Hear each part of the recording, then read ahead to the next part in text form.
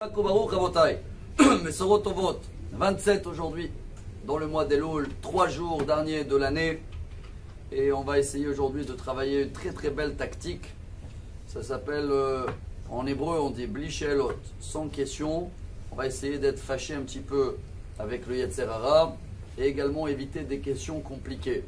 Ce qui veut dire que souvent dans la vie, il y a des sujets qu'on ne peut jamais comprendre. Celui-là, il est né comme ça, celui-là, il est handicapé, celui-là, il a eu des questions que, ici, on a peut-être le droit de se demander des questions, mais là, dans ces 3 derniers jours, on doit se rappeler 2 petits détails. Le premier, on l'avait raconté une fois, c'était l'élève du Ramban, le Nachmanite, remonte à 800 ans en arrière, qui était très malade, il allait quitter le monde. Le Ramban, il a écrit comme un petit camé, une amulette, avec toutes les questions qu'il avait par rapport au chemin du bon Dieu, pourquoi il y a un tremblement de terre au Maroc, pourquoi il y a une tempête en Libye, tout ça.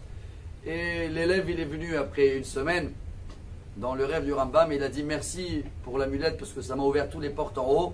Par contre, je m'excuse, mais il n'y a pas de question en haut. Tout était clair. Donc, et c'est là le Rambam, il a dit la phrase de la paracha de Ha'azinu, qu'on lit là justement après Rosh Hashanah. Hatzur tamim parolo.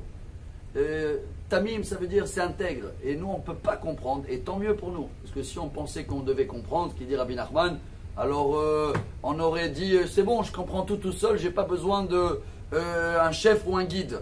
Il y avait un rabbin chassidi qui s'appelait Rabbi Shimon Miroslav, décédé il y a à peu près 200 ans. Et il a vécu très long. Il a dépassé les 100 ans. Et ils ont dit c'est quoi la ségoula pour que tu aies une longue vie? Alors on a parlé dans la semaine sur la Shonara. Lui, il a dit parce que moi, j'avais jamais des questions sur le bon Dieu. Quand quelqu'un il n'a pas de questions, justement, il ne s'inquiète pas. Parce que s'il a trop de questions, on peut l'appeler pour lui donner les réponses. Non merci, j'ai pas de questions, j'ai confiance. Aujourd'hui, on va comprendre qu'on ne doit pas avoir des questions pendant ces 3 jours par rapport à tous les péchés qu'on a fait dans l'année.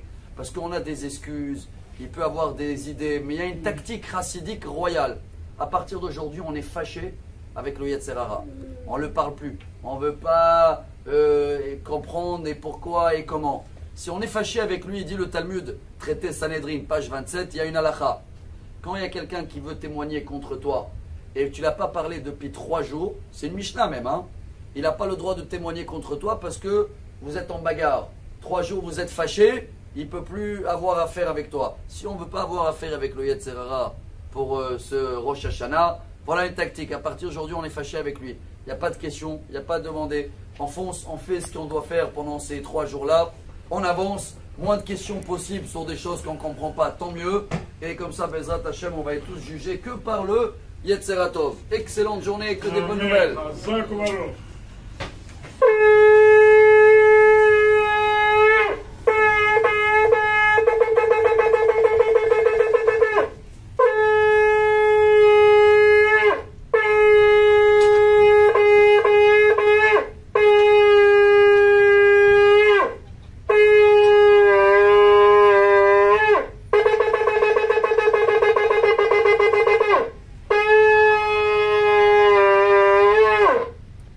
Rabbi Elazar,